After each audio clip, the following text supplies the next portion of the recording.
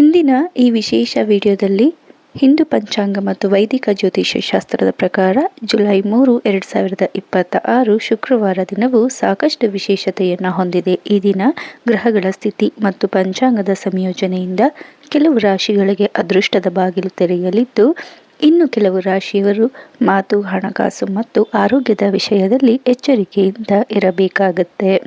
ಇಂದು ಶುಕ್ರವಾರವಾಗಿರುವುದರಿಂದ ಶುಕ್ರ ಗ್ರಹದ ಪ್ರಭಾವ ವಿಶೇಷವಾಗಿ ಇರುತ್ತೆ. ಶುಕ್ರನು ಸುಖ, ಐಶ್ವರ್ಯ, ದಾಂಪತ್ಯ, ಕಲೆ, ಸೌಂದರ್ಯ ಮತ್ತು ಹಣಕಾಸಿನ ವಿಷಯಗಳನ್ನು ಪ್ರತಿನಿಧಿಸ್ತಾನೆ. ವಿಶೇಷವಾಗಿ ಆಷಾಢ ಮಾಸದ ಕೃಷ್ಣ ಪಕ್ಷದ ಈ ಸಮಯದಲ್ಲಿ ಶ್ರೀ ಗಣೇಶನ ಸ್ಮರಣೆ, ದೇವರ ಆರಾಧನೆ ಹಾಗೂ ಧಾರ್ಮಿಕ ಕಾರ್ಯಗಳಿಗೆ ಹೆಚ್ಚು ಮಹತ್ವವನ್ನು ನೀಡಲಾಗುತ್ತೆ. ಈ ಸಮಯದಲ್ಲಿ ಮನಸ್ಸನ್ನು ಶಾಂತವಾಗಿಟ್ಕೊಂಡು ಕೆಲಸ ಮಾಡಿದರೆ ಉತ್ತಮವಾದ ಫಲವನ್ನು ನೀವು ಪಡೆಯಬಹುದು. ಹಾಗಾದರೆ ಈ ದಿನ ಯಾವ ರಾಶಿಯವರಿಗೆ ಶುಭ ಫಲಗಳು ಸಿಗುತ್ತೆ, ಯಾವ ರಾಶಿಯವರು ಬಹಳ ಎಚ್ಚರಿಕೆಯಿಂದ ಇರಬೇಕು ಅನ್ನೋದನ್ನು ಈ ಒಂದು ದಿನ ಭವಿಷ್ಯದ ವಿಡಿಯೋದಲ್ಲಿ ನೋಡೋಣ. ವಿಡಿಯೋನ ಎಲ್ಲೂ ಸ್ಕಿಪ್ ಮಾಡದೆ ಪೂರ್ತಿ ನೋಡಿ. ಈ ಒಂದು ವಿಡಿಯೋ ನಿಮಗೆ ಹೆಲ್ಪ್ ಆಗಬಹುದು. ಈ ದಿನ ನೀವು ಯಾವ ಕೆಲಸಗಳನ್ನ ಮಾಡಬಾರ್ದು ಅನ್ನೋದನ್ನು ಕೂಡ ತಿಳ್ಕೊಬೋದು. ಹಾಗಾದರೆ ವಿಡಿಯೋನ ಸ್ಟಾರ್ಟ್ ಮಾಡೋಣ. ನಿಮ್ಮೆಲ್ಲರಿಗೂ ಕೂಡ ಒಲುಮೆಯ ಗರಿಗೆ ಆಧಾರದ ಸ್ವಾಗತ. ಎಲ್ಲರೂ ಹೇಗಿದ್ದೀರಾ? ಎಲ್ಲರೂ ಕೂಡ ಚೆನ್ನಾಗಿದ್ದೀರಾ ಅಂತ ಅನ್ಕೋತೀನಿ. ನೀವು ನನ್ನ ವಿಡಿಯೋನ ಪೂರ್ತಿಯಾಗಿ ನೋಡಿ, ಜೊತೆಗೆ ಸಬ್ಸ್ಕ್ರೈಬ್ ಮಾಡಿ ಪ್ರೋತ್ಸಾಹಿಸಿ. ಮೊದಲನೆಯದಾಗಿ ಮೇಷರಾಶಿಯವರಿಗೆ ಈ ದಿನ ಗುರು ಮತ್ತು ಸೂರ್ಯನ ಸಂಪೂರ್ಣವಾದ ಅನುಗ್ರಹ ಇರುತ್ತೆ. ಇದರಿಂದ ನಿಮ್ಮ ದಿನ ಉತ್ತಮವಾಗಿ ಇದೆ.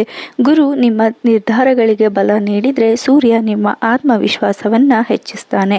ಹಾಗಾಗಿ ನಿಮ್ಮ ಬೆಳಗಿನ ಸಮಯದಿಂದಲೇ ನೀವು ಉತ್ಸಾಹದಿಂದ ದಿನವನ್ನು ಆರಂಭಿಸ್ತೀರಾ. ಕೆಲವು ದಿನಗಳಿಂದ ಮನಸ್ಸಿನಲ್ಲಿ ಇದ್ದ ಕೆಲಸಗಳನ್ನು ಪೂರ್ಣಗೊಳಿಸುವ ಅವಕಾಶಗಳು ಕೂಡ ದೊರೆಯಬಹುದು. ಜೊತೆಗೆ ಆತ್ಮವಿಶ್ವಾಸ ಹೆಚ್ಚಾಗುವುದರಿಂದ ಹೊಸ ಜವಾಬ್ದಾರಿಗಳನ್ನು ಕೂಡ ಯಶಸ್ವಿಯಾಗಿ ನಿರ್ವಹಿಸುವ ಸಾಧ್ಯತೆ ಇದೆ. ಇನ್ನು ಉದ್ಯೋಗದಲ್ಲಿ ನೋಡೋದಾದರೆ ಕೆಲಸದಲ್ಲಿ ಇದು ನಿಮಗೆ ಉತ್ತಮ ದಿನವಾಗಿರಬಹುದು. ಮೇಲಧಿಕಾರಿಗಳ ಗಮನ ನಿಮ್ಮ ಕೆಲಸದ ಮೇಲೆ ಹೆಚ್ಚಾಗಿ ಬೀಳುತ್ತೆ. ಹಾಗಾಗಿ ಎಚ್ಚರಿಕೆ ಇರಲಿ. ಹೊಸ ಜವಾಬ್ದಾರಿಗಳು ಅಥವಾ ಹೊಸ ಯೋಜನೆಯಲ್ಲಿ ಭಾಗವಹಿಸುವ ಅವಕಾಶಗಳು ಕೂಡ ಸಿಗಬಹುದು. ಸರ್ಕಾರಿ ಉದ್ಯೋಗಕ್ಕಾಗಿ ಪ್ರಯತ್ನಿಸುತ್ತಿರುವವರಿಗೆ ಒಳ್ಳೆಯ ಸುದ್ದಿ ಸಿಗುವಂತಹ ಸಾಧ್ಯತೆ ಇದೆ. ವ್ಯಾಪಾರಿಗಳಿಗೆ ಹೊಸ ಗ್ರಾಹಕರ ಸಂಪರ್ಕ ಹೆಚ್ಚಾಗಬಹುದು. ಹಳೆಯ ಬಾಕಿ ಹಣ ವಾಪಸ್ ಬರುವ ಸಾಧ್ಯತೆ ಇದೆ. ಹೊಸ ವ್ಯವಹಾರ ಆರಂಭಿಸಲು ಯೋಜನೆ ರೂಪಿಸಬಹುದು. ಪಾಲುದಾರಿಕೆಯ ವ್ಯವಹಾರದಲ್ಲಿ ಪರಸ್ಪರ ನಂಬಿಕೆ ಕಾಪಾಡಿಕೊಳ್ಳೋದು ಬಹಳ ಮುಖ್ಯ ಆಗಿರುತ್ತೆ. ಇನ್ನು ಹಣಕಾಸಿನ ವಿಚಾರ ನೋಡೋದಾದರೆ ಎಂದಿನಂತೆ ಹಣಕಾಸಿನ ಪರಿಸ್ಥಿತಿ ಈ ದಿನ ಬಹಳ ಉತ್ತಮವಾಗಿ ಇರುತ್ತೆ. ಅನಿರೀಕ್ಷಿತವಾದ ಆದಾಯಗಳು ಸಿಗುವಂತಹ ಸಾಧ್ಯತೆಗಳು ಕೂಡ ಇದೆ.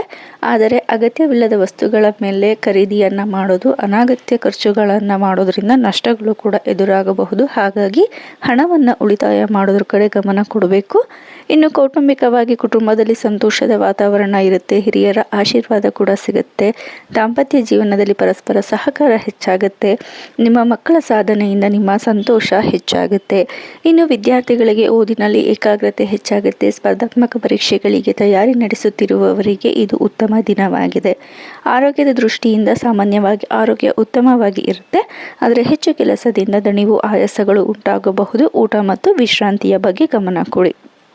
ಇನ್ನು ಈ ದಿನ ನೀವು ಬಹಳ ಎಚ್ಚರಿಕೆಯಿಂದ ಇರಬೇಕಾದಂತಹ ಕೆಲಸ ಅಂದರೆ ಕೋಪದಿಂದ ಮಾತಾಡೋದನ್ನು ತಪ್ಪಿಸಬೇಕು. ಕೋಪದಿಂದ ಮಾತಾಡೋದ್ರಿಂದ ನಿಮ್ಮ ಸಂಬಂಧಗಳು ಹಾಳಾಗುತ್ತೆ. ಇನ್ನು ವಾಹನ ಚಾಲನೆ ಮಾಡುವಾಗ ಬಹಳ ಎಚ್ಚರಿಕೆಯಿಂದ ಇರಿ. ಮೇಷರಾಶಿಯವರಿಗೆ ಈ ದಿನ ಅದೃಷ್ಟದ ಬಣ್ಣ ಕೆಂಪು ಆಗಿರುತ್ತೆ. ಅದೃಷ್ಟದ ಸಂಖ್ಯೆ 9 ಆಗಿರುತ್ತೆ. ಸಾಧ್ಯವಾದರೆ ಈ ದಿನ ನೀವು ಬೆಳಿಗ್ಗೆ ಸೂರ್ಯನಿಗೆ ಅರ್ಘ್ಯವನ್ನು ನೀಡಿ ಶ್ರೀ ಗಣೇಶನ ದೇವಸ್ಥಾನಕ್ಕೆ ಹೋಗಿ ಸಾಧ್ಯವಾದರೆ ಕೆಂಪು ಹೂವುಗಳನ್ನು ಅರ್ಪಿಸಿ. ವೃಷಭ ರಾಶಿಯವರಿಗೆ ಈ ದಿನ ಹೇಗಿರುತ್ತೆ ಅಂತ ನೋಡೋದಾದರೆ ವೃಷಭ ರಾಶಿಯವರಿಗೆ ಈ ದಿನ ಶುಕ್ರ ಗ್ರಹದ ಸಂಪೂರ್ಣವಾದ ಅನುಗ್ರಹ ನಿಮ್ಮ ಮೇಲೆ ಇರುತ್ತೆ. ಜೊತೆಗೆ ಈ ದಿನ ನೀವು ಶಾಂತಿಯಾಗಿ ಆರಂಭಿಸ್ತೀರಾ. ಮಧ್ಯಾಹ್ನದ ನಂತರ ಶುಭ ಸುದ್ದಿಗಳನ್ನು ಕೇಳುವಂತಹ ಸಾಧ್ಯತೆ ಕೂಡ ಹೆಚ್ಚಾಗಿ ಇರುತ್ತೆ. ಮನಸ್ಸಿನಲ್ಲಿ ನೆಮ್ಮದಿ ಕೂಡ ಇರುತ್ತೆ. ಇನ್ನು ಕೆಲಸದಲ್ಲಿ ನಿಮ್ಮ ಕೆಲಸಕ್ಕೆ ಮೆಚ್ಚುಗೆಗಳು ಸಿಗಬಹುದು. ಬಡ್ತಿ ಅಥವಾ ವೇತನ ಹೆಚ್ಚಳದ ಕುರಿತು ಚರ್ಚೆಗಳು ಕೂಡ ಆರಂಭವಾಗಬಹುದು. ಸಹೋದ್ಯೋಗಿಗಳಿಂದ ಸಹಕಾರಗಳು ಕೂಡ ನಿಮಗೆ ಸಿಗುತ್ತೆ. ಇನ್ನು ವ್ಯಾಪಾರಿಗಳಿಗೆ ಉತ್ತಮ ಲಾಭದ ಯೋಗವಿದೆ. ಹೊಸ ಗ್ರಾಹಕರು ಹಾಗೂ ಹೊಸ ಒಪ್ಪಂದಗಳು ಸಿಗಬಹುದು. ಕೃಷಿ, ಆಹಾರ, ಬಟ್ಟೆ ಮತ್ತು ಅಲಂಕಾರಿಕ ವಸ್ತುಗಳ ವ್ಯಾಪಾರಿಗಳಿಗೆ ವಿಶೇಷವಾದಂತಹ ಅನುಕೂಲತೆಗಳು ಈ ದಿನ ಕಂಡುಬರುತ್ತೆ.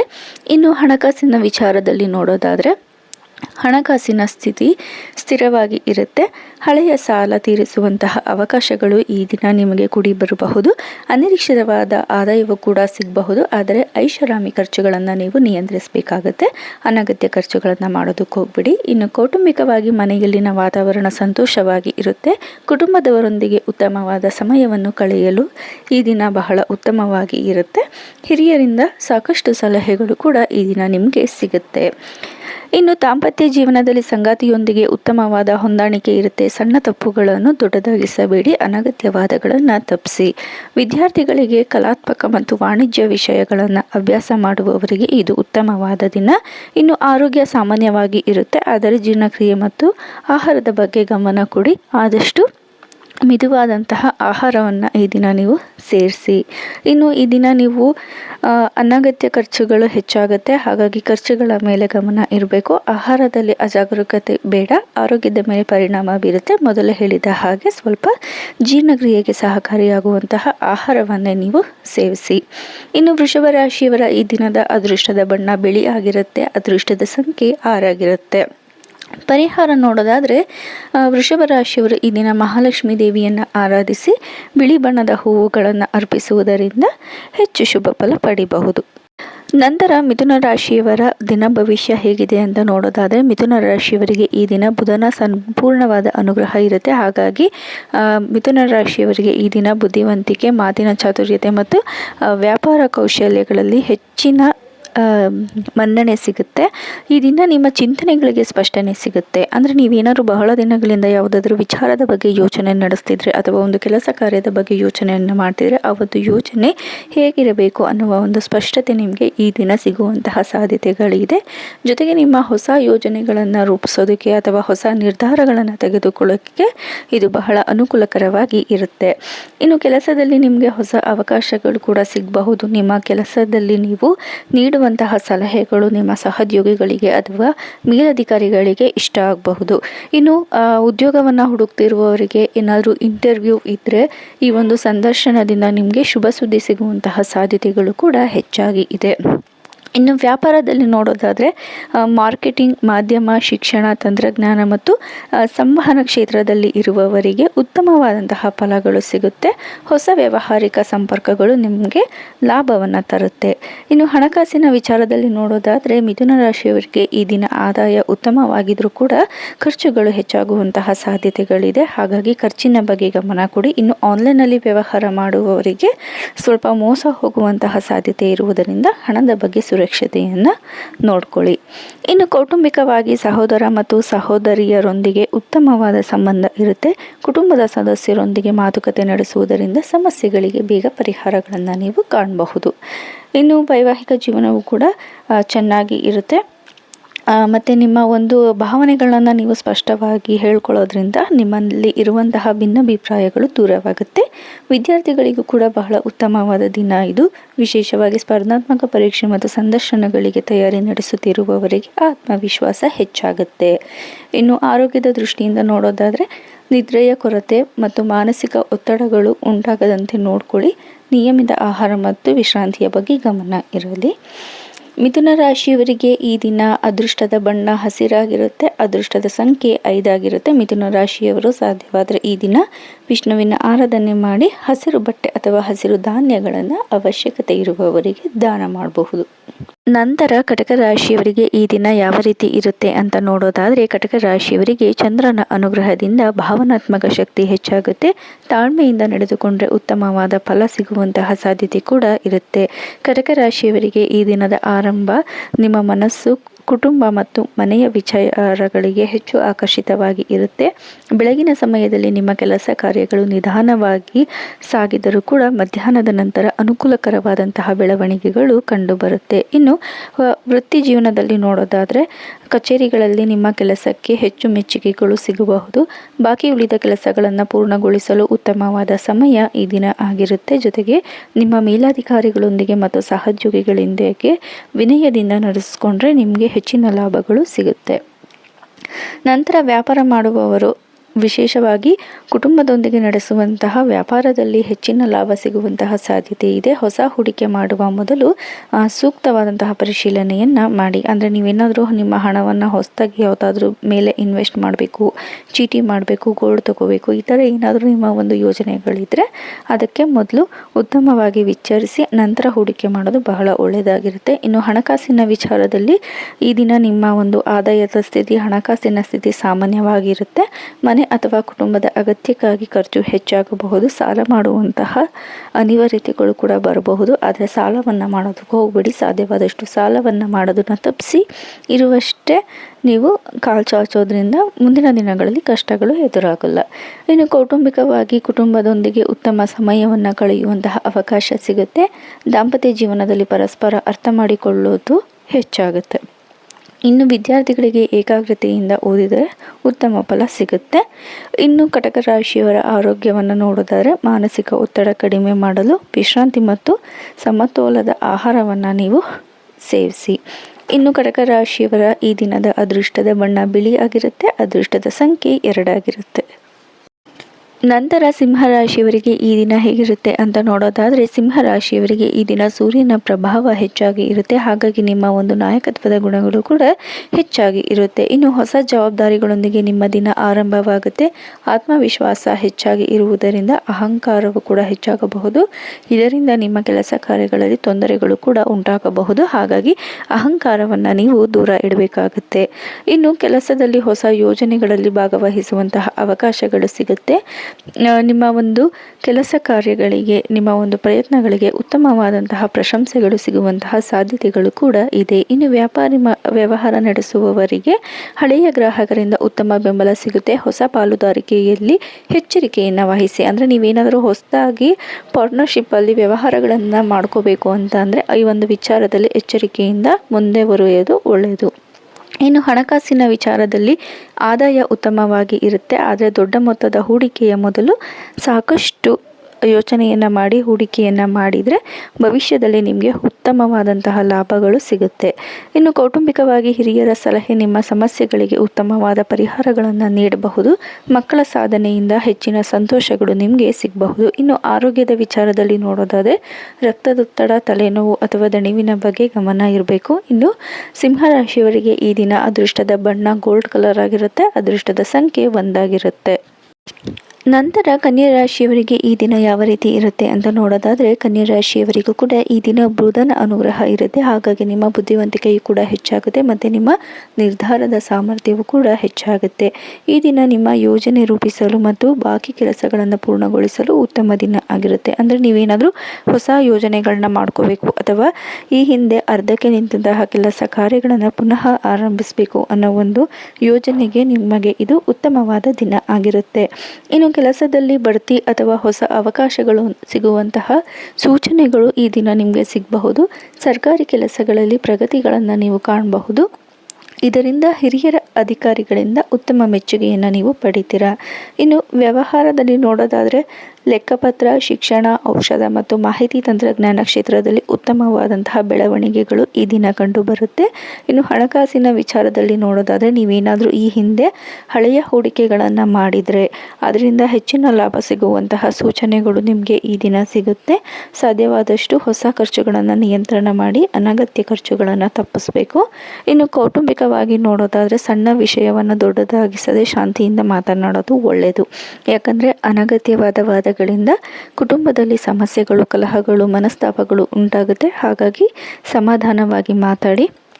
ಇನ್ನು ಆರೋಗ್ಯದಲ್ಲಿ ನೋಡೋದಾದರೆ ಜೀರ್ಣಕ್ರಿಯೆ ಮತ್ತು ನಿದ್ರೆಯ ಬಗ್ಗೆ ನೀವು ಹೆಚ್ಚು ಗಮನವನ್ನು ಕೊಡಬೇಕಾಗುತ್ತೆ. ಇನ್ನು ಈ ದಿನ ಕನ್ಯಾ ರಾಶಿಯವರಿಗೆ ಅದೃಷ್ಟದ ಸಂಖ್ಯೆ ಬಂದು 5 ಆಗಿರುತ್ತೆ. ಅದೃಷ್ಟದ ಬಣ್ಣ ಬಂದು ಹಸಿರಾಗಿರುತ್ತೆ. ನಂತರ ತುಲಾ ರಾಶಿಯವರಿಗೆ ಈ ದಿನ ಯಾವ ರೀತಿ ಇರುತ್ತೆ ಅಂತ ನೋಡೋದಾದರೆ ತುಲಾ ರಾಶಿಯವರಿಗೆ ಈ ದಿನ ಶುಕ್ರನ ಅನುಗ್ರಹ ಇರುವುದರಿಂದ ನಿಮ್ಮ ಒಂದು ಆರ್ಥಿಕ ಸ್ಥಿತಿ ಬಹಳ ಉತ್ತಮವಾಗಿ ಇರುತ್ತೆ. ಜೊತೆಗೆ ಸಂಬಂಧಗಳಲ್ಲಿಯೂ ಕೂಡ ಹೆಚ್ಚಿನ ಸಂತೋಷವನ್ನು ಪಡಿತೀರಾ.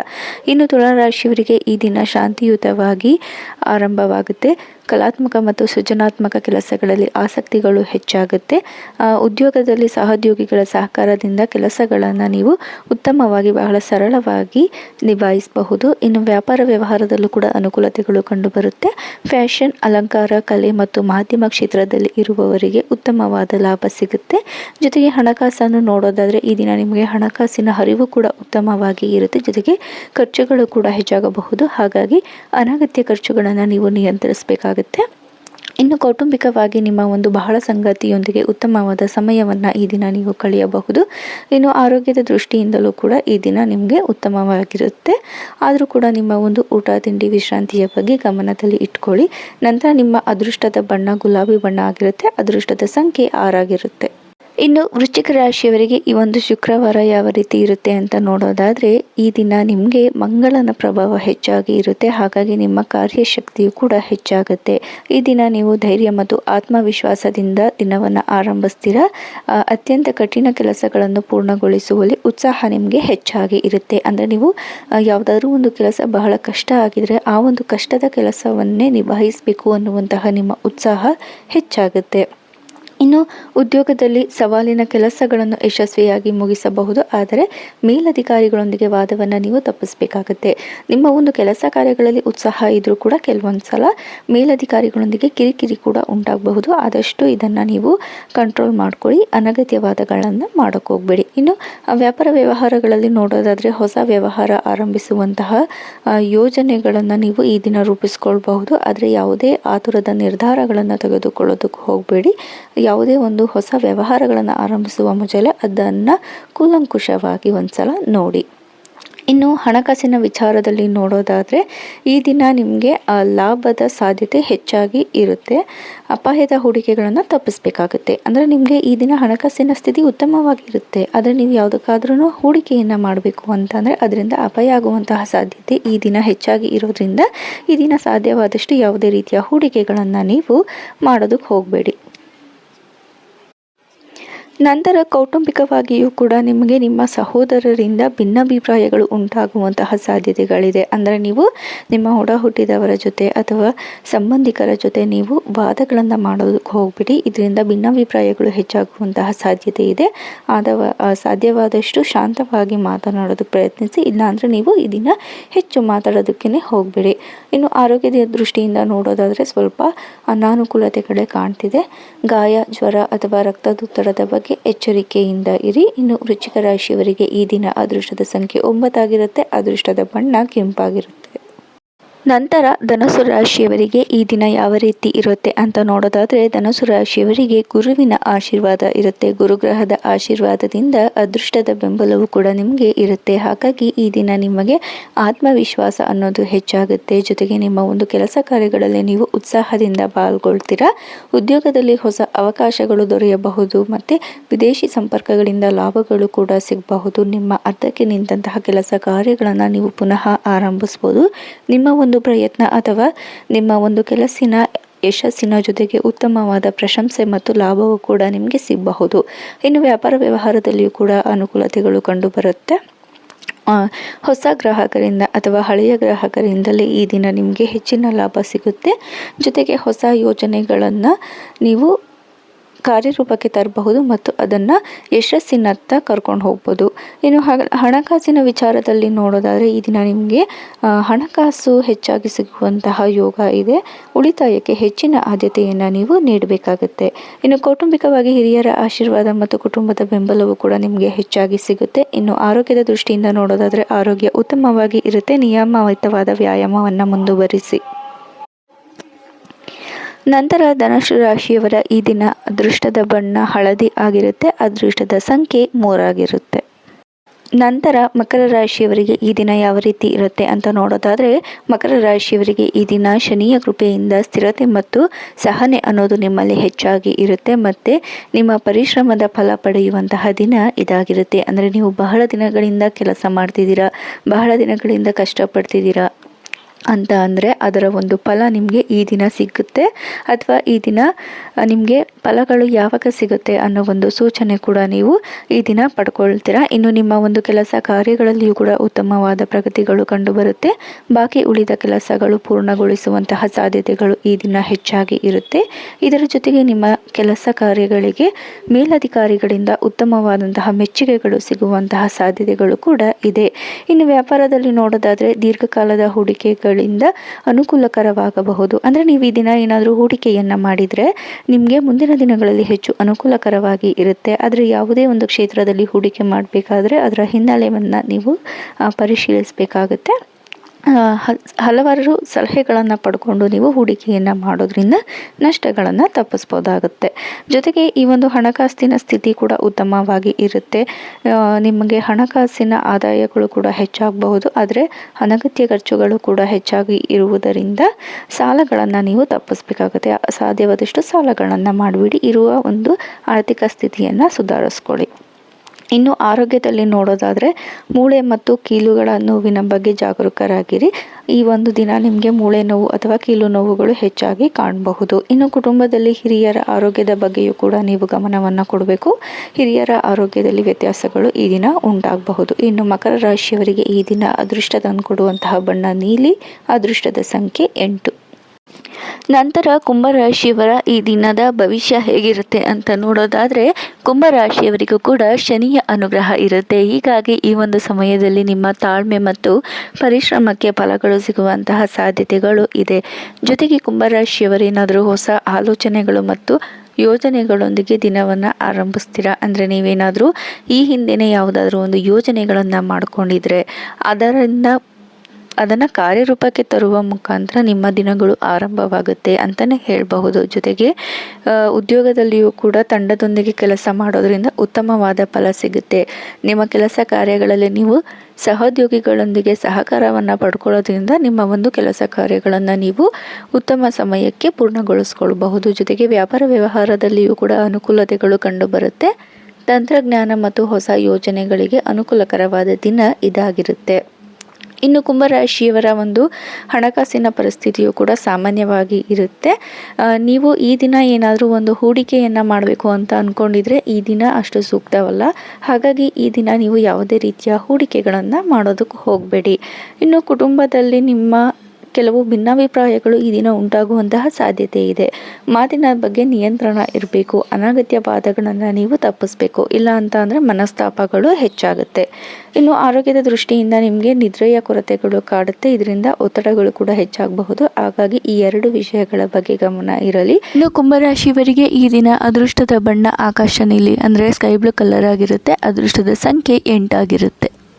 ನಂತರ ಮೀನರಾಶಿಯವರಿಗೆ ಈ ದಿನ ಹೇಗಿರುತ್ತೆ ಅಂತ ನೋಡೋದಾದರೆ ಮೀನರಾಶಿಯವರಿಗೆ ಈ ದಿನ ಗುರುವಿನ ಆಶೀರ್ವಾದ ಹೆಚ್ಚಾಗಿ ಇರುತ್ತೆ. ಗುರುಗ್ರಹದ ಅನುಗ್ರಹದಿಂದ ನಿಮ್ಮ ಒಂದು ಜ್ಞಾನಕ್ಕೆ ಹೆಚ್ಚು ಬೆಂಬಲ ಸಿಗುತ್ತೆ. ಜೊತೆಗೆ ನಿಮ್ಮ ಹಣಕಾಸಿನ ವಿಚಾರದಲ್ಲಿ ಸುಧಾರಣೆಗಳು ಕಂಡುಬರುತ್ತೆ. ಈ ದಿನ ಶಾಂತ ಮತ್ತು ಆಧ್ಯಾತ್ಮಿಕ ಚಿಂತನೆಯೊಂದಿಗೆ ನಿಮ್ಮ ದಿನ ಆರಂಭವಾಗುತ್ತೆ.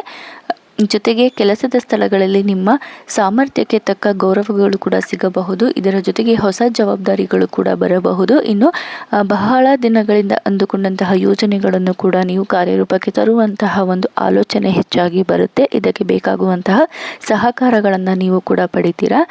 ಇನ್ನು ವ್ಯಾಪಾರದಲ್ಲಿ ನಿಧಾನವಾದರೂ ಕೂಡ ಸ್ಥಿರವಾದ ಬೆಳವಣಿಗೆಗಳು ಕಂಡುಬರುತ್ತೆ. ಹೇಳಿಕೊಳ್ಳುವ ಮಟ್ಟಕ್ಕೆ ಲಾಭಗಳೇನು ಸಿಗುವುದಿಲ್ಲ. ಇನ್ನು ಹಣಕಾಸಿನ ವಿಚಾರದಲ್ಲಿ ಆದಾಯದಲ್ಲಿ ಸುಧಾರಣೆಗಳು ಕಂಡುಬರುತ್ತೆ. ಉಳಿತಾಯಕ್ಕೆ ಉತ್ತಮ ಸಮಯ ಇದಾಗಿರುತ್ತೆ. ಅಂದರೆ ನೀವೇನಾದರೂ ಉಳಿತಾಯದ ಮೇಲೆ ನಿಮ್ಮ ಹಣಕಾಸನ್ನು ಹೂಡಿಕೆ ಮಾಡಬೇಕು ಅಂತ ಅಂದ್ಕೊಂಡಿದ್ರೆ ಅದಕ್ಕೆ ಇದು ಉತ್ತಮ ದಿನ ಆಗಿರುತ್ತೆ.